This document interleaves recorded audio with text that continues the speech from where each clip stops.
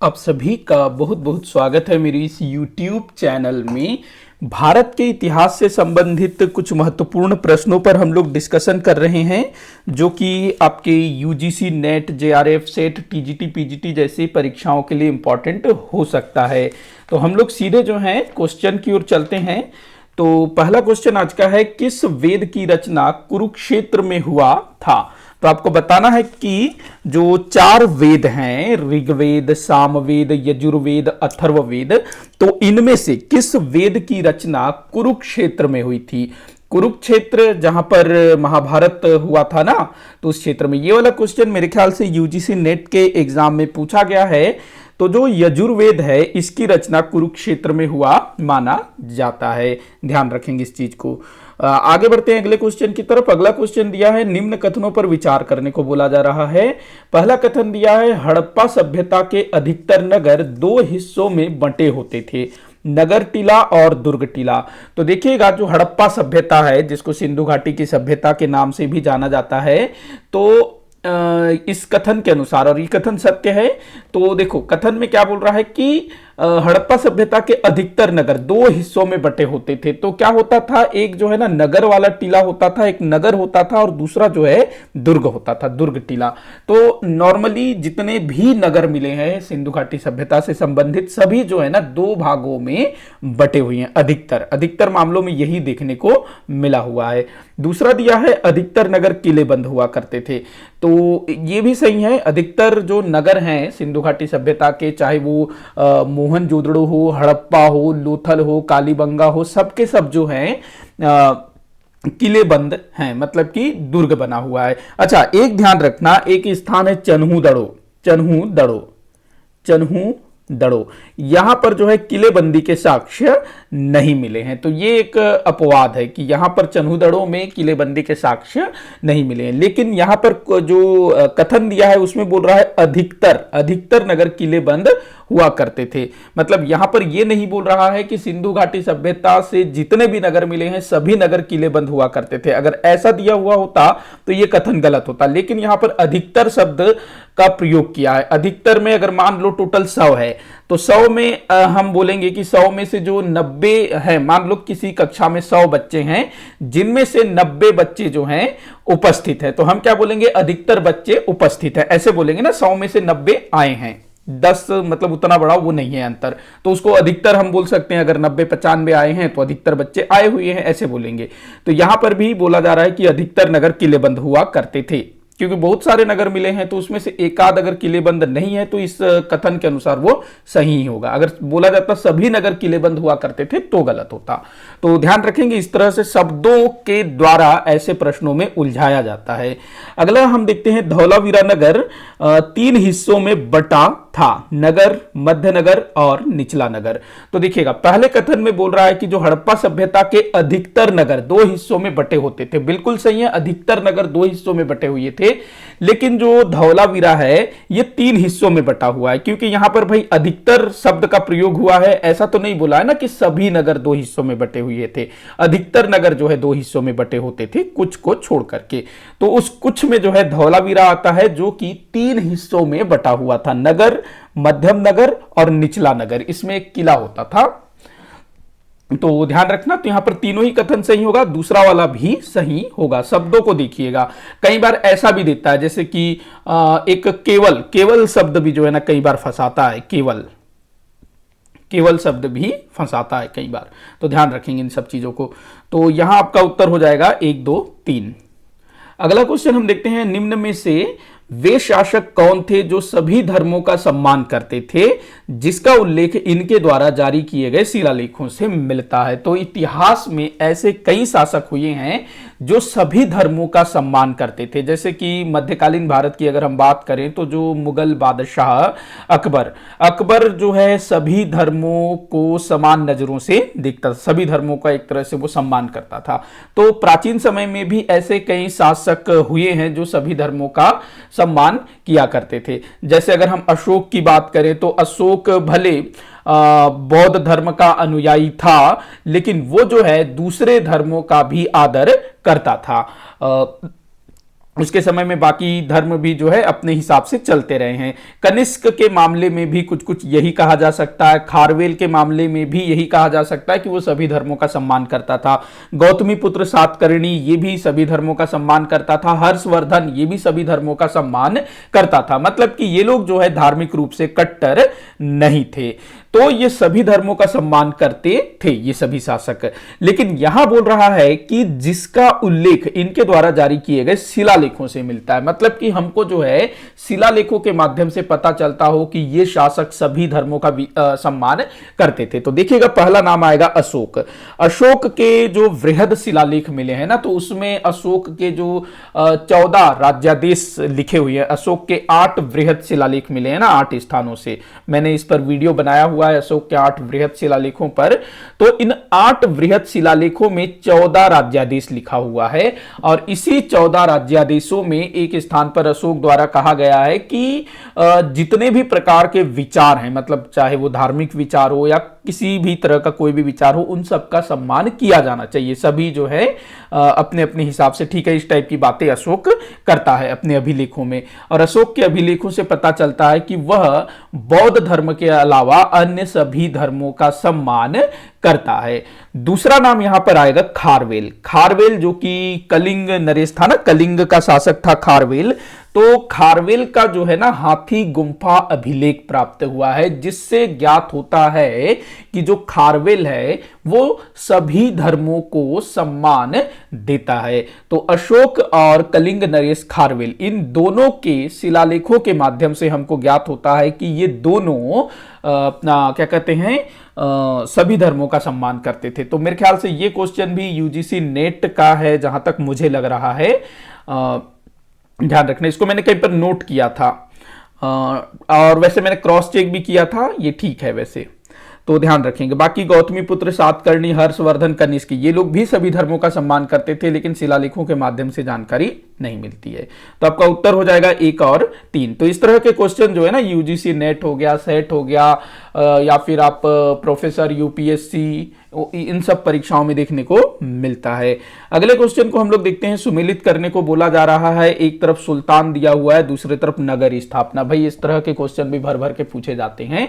जहां पनाह नगर की स्थापना की थी मोहम्मद बिन तुगलक ने, जो कि तुगलक वंश का दूसरा शासक था। इसके शासनकाल की अगर हम लोग बात करें तो 1325 ईस्वी से आरंभ होकर के 1351 ईस्वी तक इसका शासनकाल था मोहम्मद बिन तुगलक, जिसको इतिहास में पागल सुल्तान कहा गया है, क्योंकि ये अपनी अतरंगी योजनाओं के लिए जाना जाता है। कभी राजधानी परिवर्तित कर देता, तो कभी सांकेतिक मुद्रा चलाता, तो कभी कृषि संबंधी सुधार करता, अलग अलग काफी सारी योजनाएं इसने चलाई थी।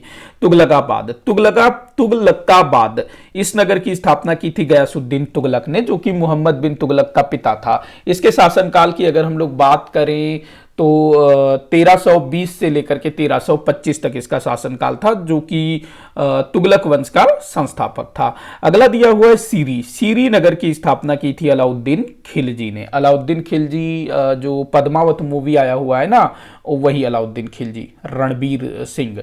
तो अलाउद्दीन खिलजी के शासन की अगर हम लोग बात करें तो 1296 से 1316 ईस्वी तक इसका शासनकाल रहा है। खिलजी वंश का दूसरा शासक था अलाउद्दीन खिलजी। इसने अपने चाचा जलालुद्दीन खिलजी की हत्या करके सत्ता प्राप्त की थी। हिसार नगर की अगर हम लोग बात करें तो फिरोज शाह तुगलक, भाई फिरोज शाह तुगलक नगर स्थापना में इसका मतलब बहुत बड़ा योगदान हम कह सकते हैं। तो फिरोज शाह तुगलक ने बहुत सारे नगरों की स्थापना की थी, जिसमें 5 का नाम अक्सर पूछा जाता है, जिनमें से एक हिसार है। बाकी 4 के नाम आप नीचे कमेंट बॉक्स में बताइएगा। तो यहां पर आपका जो कूट बनेगा क्या बनेगा, तो 3 1 4 2, 3 1 4 2, ये आपका जो है कूट बन रहा है, 3 1 4 2 ये। अगले क्वेश्चन की ओर बढ़ते हैं। तो अगला क्वेश्चन दिया है, गांधी जी के दक्षिण अफ्रीका से लौटने के बाद पहला निवास स्थान किस स्थान पर था? गांधी जी कब लौटे भाई दक्षिण अफ्रीका से? तो इनका जो आगमन है ये हुआ था 1915 में। भारत वापस आ गए थे दक्षिण अफ्रीका से हमेशा हमेशा के लिए। अब यहां पर ये रहेंगे कहां पर, इनका जो भी पैतृक निवास था, इनके जो बाप दादाओं का जो निवास था, वहां तो ये जा नहीं सकते थे क्योंकि भाई इन्होंने अपने आप को देश को समर्पित कर दिया था।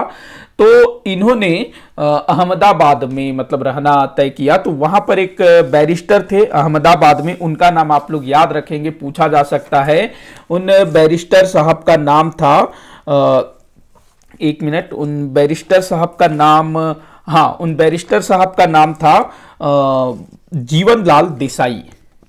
जीवन लाल देसाई, ये वकील मतलब बैरिस्टर थे, बैरिस्टर जीवन लाल देसाई। कहां के थे ये? अहमदाबाद के थे, अहमदाबाद। और अहमदाबाद के निकट ही एक स्थान है कोचरव, आंसर यही होगा कोचरव। तो अहमदाबाद के निकट कोचरव में बैरिस्टर जीवनलाल देसाई, इनका जो है एक खूबसूरत 2 मंजिला बंगला था, इमारत था, बड़ा ही खूबसूरत था, 2 मंजिला था। तो गांधी जी के पास निवास की समस्या थी और जो जीवनलाल देसाई थे ये गांधी जी के मतलब समर्थक थे। तो इन्होंने जो है गांधी जी से कहा कि जब तक आपका जो निवास है, आश्रम है, क्योंकि गांधी जी का प्लान था कि अहमदाबाद में एक आश्रम तैयार किया जाए, तो भाई अब तुरंत तो बनेगा नहीं, 1915 में पहुंचे तो ऐसा तो है नहीं कि महीने भर में तैयार हो जाए। तो जीवनलाल देसाई ने बोला कि यहाँ पास ही में मेरा बंगला है बड़ा सुंदर सा, आप वहां जाकर के रहिए, जब तक आपका रहने का उचित व्यवस्था ना हो जाए वहां से अपना जो है काम आप शुरू करिए। तो कोचरव में जीवनलाल देसाई के 2 मंजिला भवन में गांधी जी जो है लगभग 2 साल तक रहे, 1915 से लेकर के 1917 तक। इस बीच गांधी जी ने जो भी आंदोलन मूवमेंट वगैरह किया वो यहीं से उन्होंने संचालित किया। और किसी एग्जाम में, मेरे ख्याल से सीजीपीएससी के किसी एग्जाम में, मुझे ध्यान आ रहा है शायद आंसर कोचरव लिया गया है कि गांधी जी का पहला आश्रम कहाँ था, क्योंकि अस्थायी रूप से गांधी जी का जो आश्रम है यही चलता था, मतलब उनके जो भी अनुयायी हैं, समर्थक हैं, वो यहीं इकट्ठे होते रहे होंगे, मीटिंग वगैरह जो भी है वो यहीं होता रहा होगा कोचरव में। इसके बाद क्या होता है कि जो अहमदाबाद है, साबरमती आश्रम जहां पर बनाया गया था, तो गांधी जी ने वहां देख रखा था कि साबरमती नदी के तट पर स्थान देख रखा था कि यहां पर हम आश्रम बनाएंगे। तो गांधी जी जब कोचरव में थे तो इधर फिर आश्रम का काम भी जो है चल रहा था, शुरू हो रहा था, बन रहा था। तो जब आश्रम का काम खत्म हो जाता है, बनकर के तैयार हो जाता है, तो गांधी जी फिर अहमदाबाद साबरमती आश्रम में शिफ्ट हो जाते हैं। शिफ्ट होने के पीछे एक कारण और था कि कोचरव में प्लेग फैल जाता है, तो गांधी जी को कोचरव छोड़ना पड़ता है। तो ध्यान रखेंगे, गांधी जी का भारत में पहला निवासी स्थान कोचरव था, साबरमती आश्रम मत लगाइएगा।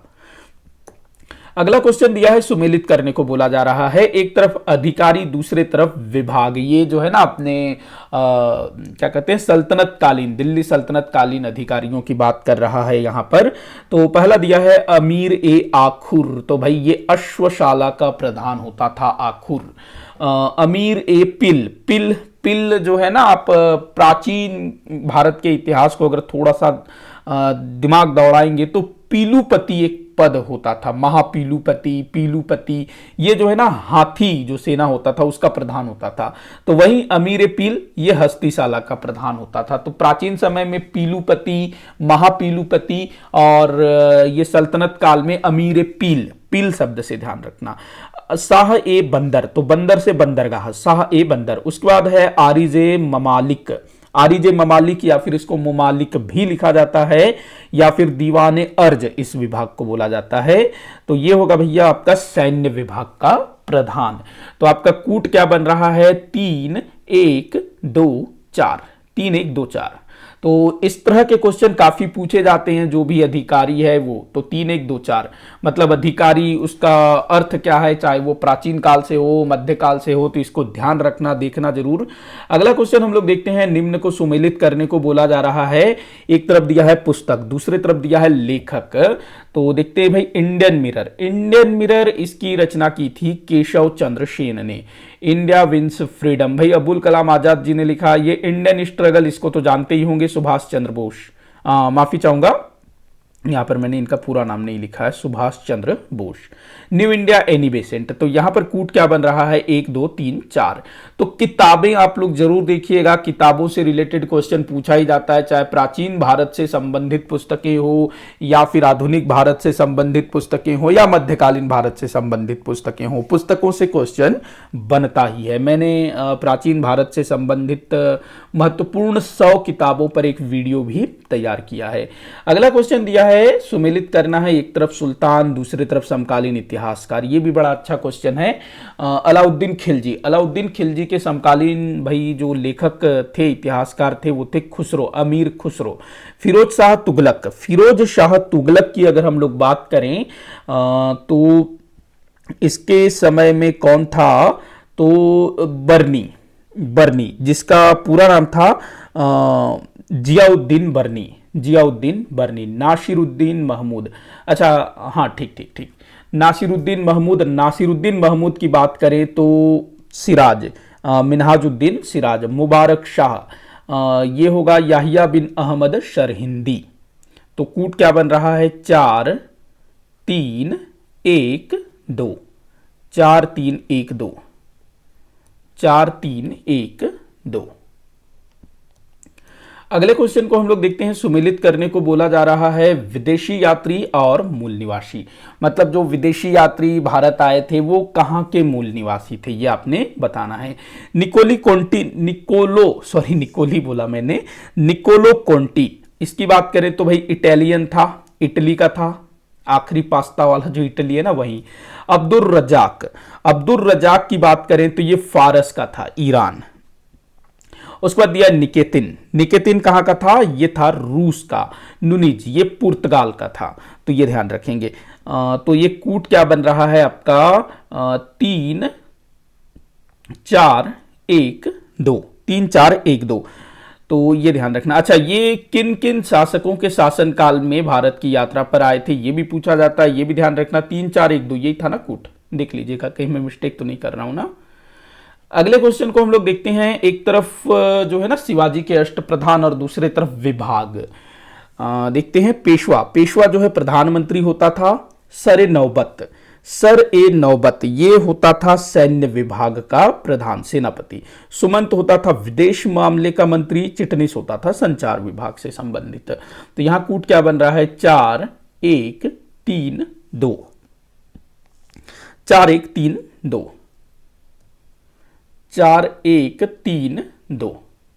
बढ़ते हैं अगले क्वेश्चन की तरफ। तो अगला क्वेश्चन दिया है, कांचीयुम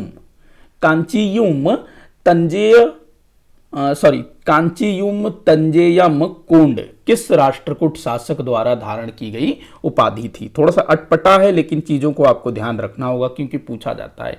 कांचीयुम तंजेयम कोंड किस राष्ट्रकूट शासक द्वारा धारण की गई उपाधि थी। तो कृष्ण तृतीय।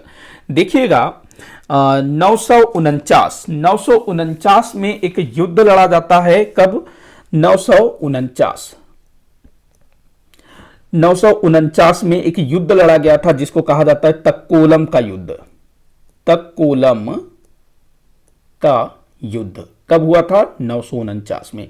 एक तरफ राष्ट्रकूट वंश के शासक कृष्ण तृतीय, वहीं दूसरी तरफ परांतक प्रथम ये चोल था। परांतक प्रथम चोल वंश का शासक था।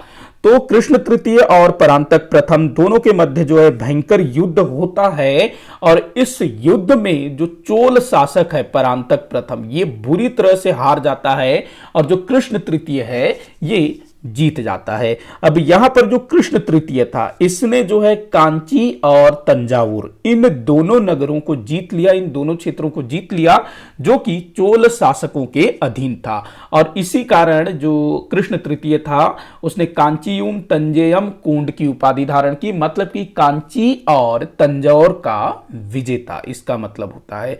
तो ध्यान रखना, तक्कोलम का युद्ध पूछा जाता है कब हुआ था, किन के मध्य हुआ था, कौन जीता कौन हारा। अगला क्वेश्चन देखते हैं, निम्न संधियों पर विचार कीजिए। तो यहां पर जो है 4 संधियां दिया हुआ है, तो आपको इनको ना क्रम से लगाना है, जहां तक काल क्रम, हाँ सही काल क्रम। तो देखिएगा, सूरत की संधि दिया है, पुरंदर की संधि, बड़गांव की संधि, सालबाई की संधि। तो ये सभी संधियां जो है प्रथम आंग्ल मराठा युद्ध से संबंधित है। प्रथम आंग्ल मराठा युद्ध जो कब से कब तक हुआ था भाई, 1775 से आरंभ होकर के 1782 तक चला था, लगभग 8-7 साल चला था। तो इसी प्रथम आंग्ल मराठा युद्ध के समय ये चारों संधियां हुई थी। अब यहां पर एक डाउट मैं आप लोगों का दूर करता हूं, आपको जो है यहां दिख रहा होगा पुरंदर की संधि। पुरंदर की संधि इसका जिक्र आएगा तो अधिकतर बच्चे किधर जाएंगे, 1665 में। तो देखो उस पुरंदर की ना 2 संधियां हुई थी, एक 1665 में मिर्जा राजा जयसिंह और छत्रपति शिवाजी महाराज के मध्य। जो मिर्जा राजा जयसिंह था वो औरंगजेब की ओर से था, तो ये संधि हुआ था, ठीक है ये। लेकिन यहां पर आप देखिएगा जो ऑप्शन है ना, जो ऑप्शन दिया हुआ है उसके हिसाब से ये कहां जाकर के बैठेगा, प्रथम आंग्ल मराठा युद्ध में। तो यहां पर देखते हैं हम लोग कौन सी संधि कब हुई थी, तो 1775 में हुआ था सूरत की संधि, अंग्रेजों और रघुनाथ राव के मध्य। रघुनाथ राव जिसको राघोबा कहते थे, तो वो जो राघोबा है वो अंग्रेजों से मिल जाता है, सहायता मांगता है पेशवा के खिलाफ। पुरंदर की संधि की अगर हम बात करें तो 1776 में हुआ था पुरंदर की संधि। देखो जो सूरत की संधि है ना, उससे अंग्रेज और जो राघोबा है वो एक हो जाते हैं, और राघोबा जो है ब्रिटिश सेना की मदद से पेशवा पर आक्रमण कर देता है। लेकिन जो अंग्रेज थे उनकी हालत खराब हो जाती है। उसके बाद पुरंदर की संधि होती है।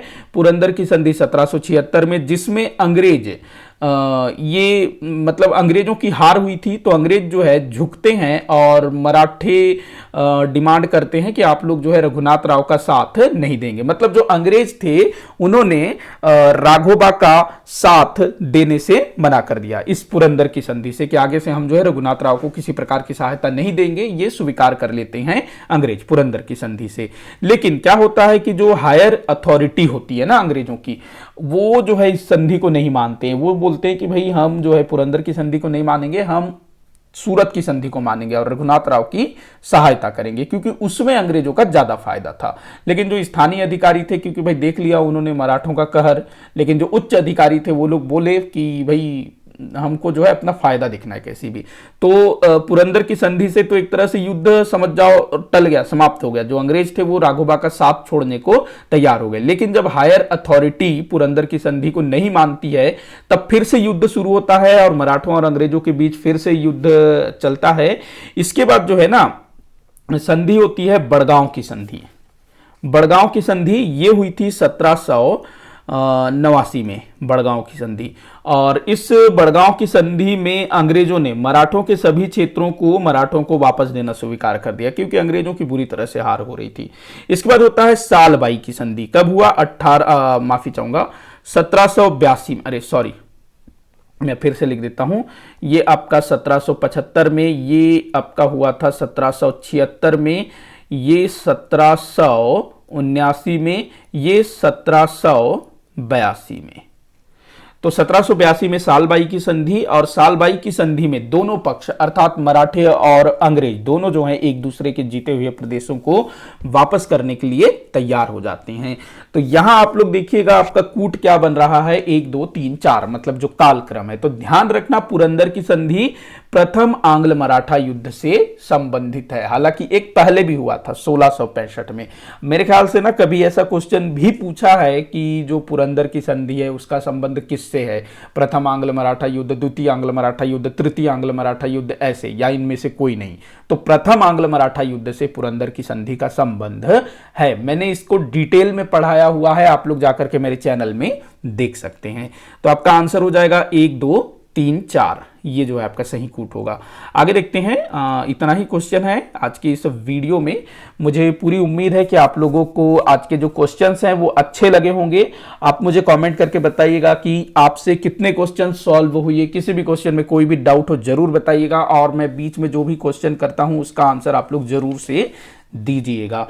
वीडियो को जितना हो सके उतना आप शेयर करिएगा, और आप किस एग्जाम की तैयारी कर रहे हैं मुझे कमेंट बॉक्स में जरूर बताइएगा, ताकि मैं आगे आप लोगों के लिए और किस तरह के वीडियोस लेकर के आऊं उसमें मुझे हेल्प होगा। वैसे काफी सारे बच्चे कमेंट कर रहे हैं कि जो छत्तीसगढ़ सामान्य अध्ययन से संबंधित जो सुबह 7 बजे 10 क्वेश्चन वाला वीडियो आता था उसको फिर से चालू करने की डिमांड की जा रही है, तो वो बहुत जल्दी शुरू हो जाएगा, उसकी आप लोग बिल्कुल भी टेंशन मत लीजिएगा। हाँ, जो वनडे एग्जाम वाले हैं ना, जो व्यापम या फिर सीजीपीएससी की तैयारी कर रहे हैं, तो ये जो है ना हिस्ट्री वाले वीडियो को आप नहीं भी देखेंगे तो भी चलेगा, क्योंकि इसमें जो क्वेश्चंस हैं थोड़े से ज़्यादा मतलब डीप वाले क्वेश्चन मैं ले रहा हूं, जो कि वनडे एग्जाम वालों के लिए उतना इंपॉर्टेंट नहीं होगा। बाकी जिनका सब्जेक्ट ही हिस्ट्री है और वो हिस्ट्री को लेकर के किसी एग्जाम की तैयारी कर रहे हैं, तो उनके लिए ये वाला जो वीडियो सीरीज है काफ़ी इंपॉर्टेंट हो सकता है। तो फिलहाल आज के लिए इतना ही। वीडियो को आखिर तक देखने के लिए बहुत बहुत धन्यवाद।